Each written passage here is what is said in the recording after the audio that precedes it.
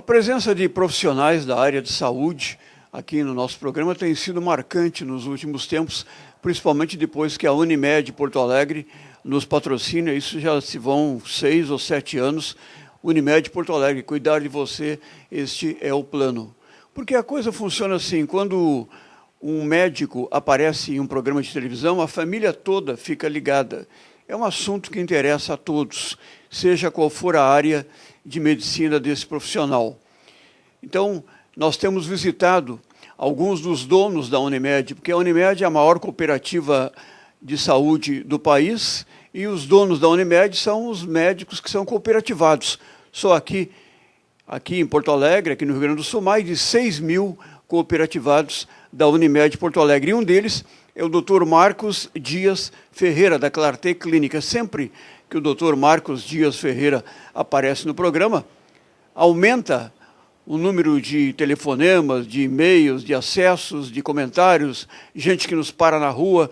Ele é um profissional formado na Harvard, nos Estados Unidos, de imensa competência, de imenso prestígio, e tudo isso fica provado nessas matérias que ele tem concedido ao nosso programa, como esta, que aconteceu recentemente, agora no mês de março. Olha aí, o Novembro Azul é o momento, é um mês que se jogam todas as luzes em cima das atenções para o tratamento do câncer de próstata.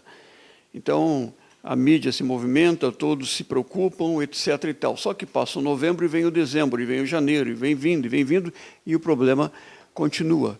Continua se você fechar os olhos para o problema. Por exemplo, vou colocar rapidamente aqui para vocês. Bill Wyman, um dos músicos da primeira fase dos Rolling Stones, com 69 anos de idade, aliás, 79 anos de idade, foi detectado com câncer de próstata. O problema do Bill Wyman é que o câncer de próstata que foi localizado já estava avançado. Poderia ter sido evitado se fosse detectado antes, bem antes. Não faz muito, um empresário conhecido de Capão da Canoa passou por um problema, vamos dizer, parecido, mas um pouco de menor gravidade, porque foi possível contornar. Esse empresário de Capão da Canoa recebeu uma atenção especial, um tratamento e uma cirurgia assinada pelo Dr. Marcos Dias Ferreira, da Clarté Clínicas, onde eu estou nesse momento, ao lado exatamente do doutor. Tudo bem, doutor? Tudo bem, Clóvis. Mais uma vez é um prazer enorme poder participar do teu programa e poder trazer para a tua audiência extremamente qualificada, essa grande audiência que tu tens, mais informações também sobre as questões e doenças relacionadas à saúde do homem e da mulher, notadamente aquelas doenças relacionadas ao trato urinário. E exatamente o problema começa quando se evita a prevenção. A Unimed Porto Alegre lança uma bandeira em cima disso, que é importante prevenir, muito importante prevenir, fazer os homens fazerem exames. A gente sempre bate em cima dessa tecla, parece repetitivo, mas não é, né, doutor?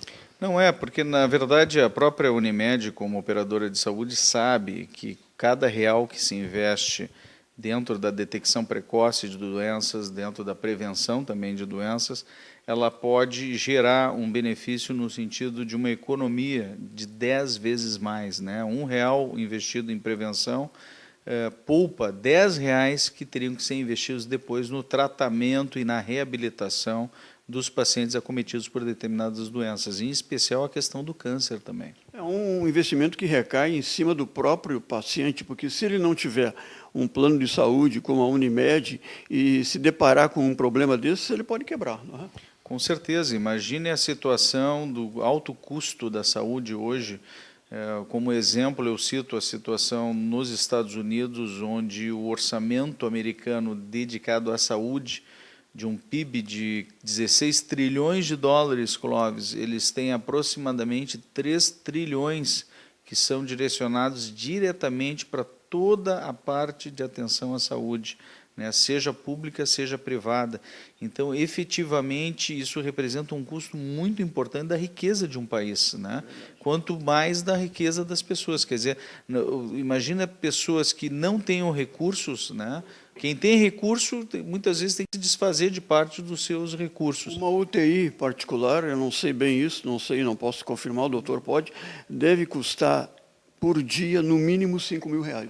Olha, em torno disso, viu, Clóvis, o custo de uma assistência em uma unidade de tratamento intensivo.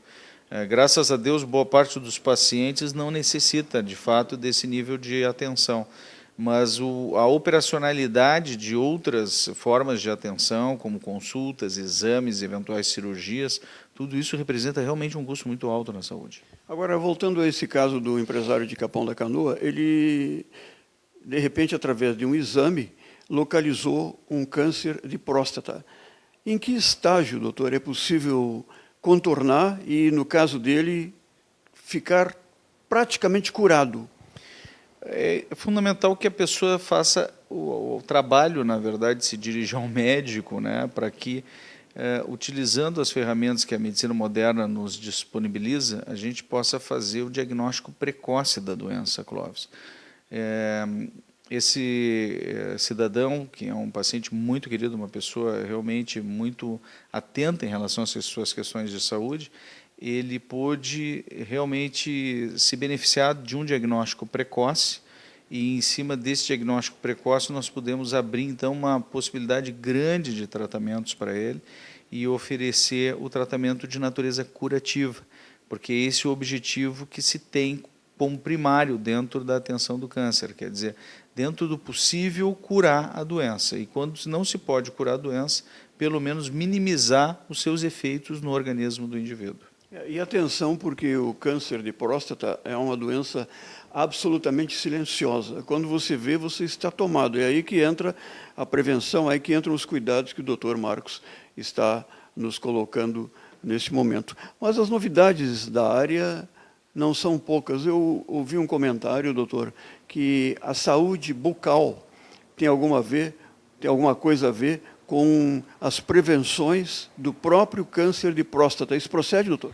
Na verdade, vários estudos têm sido desenvolvidos agora, recentemente, Clóvis, e alguns trabalhos têm sido publicados nessa questão, relacionando, por exemplo, o tratamento de periodontites, né, que são inflamações ao redor dos dentes, inflamações gengivais, quer dizer, trazendo o trabalho importante do dentista, né, do odontólogo, no sentido de que o tratamento dessas inflamações bucais podem efetivamente contribuir para a melhoria de processos inflamatórios na próstata, né, as chamadas prostatites.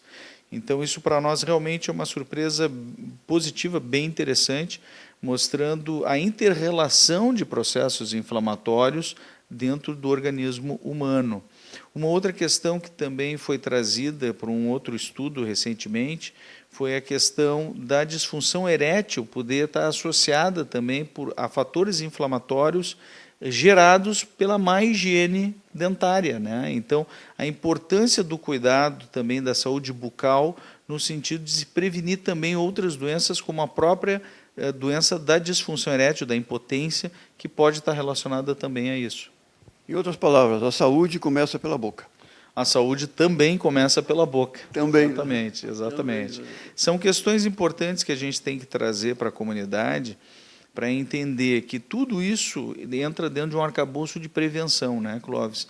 Então, retomando aquela questão do câncer de próstata, o diagnóstico precoce através de exames de sangue, como o exame de PSA, associado ao exame do toque retal, o exame da próstata, da palpação da próstata, pode nos dar a chance de detectar a maior parte dos tumores prostáticos de uma forma bastante inicial e muitas vezes objetivando e se conseguindo efetivamente trazer a possibilidade de cura para esses pacientes. Então, o quanto é importante que realmente o paciente se conscientize dessa questão e efetivamente procure o seu médico, porque não há como o médico procurar o paciente, efetivamente o paciente tem que procurar o auxílio do seu médico. E no caso de uma cirurgia de um câncer de próstata localizado e que ele seja inicial, é possível uma cura total, então?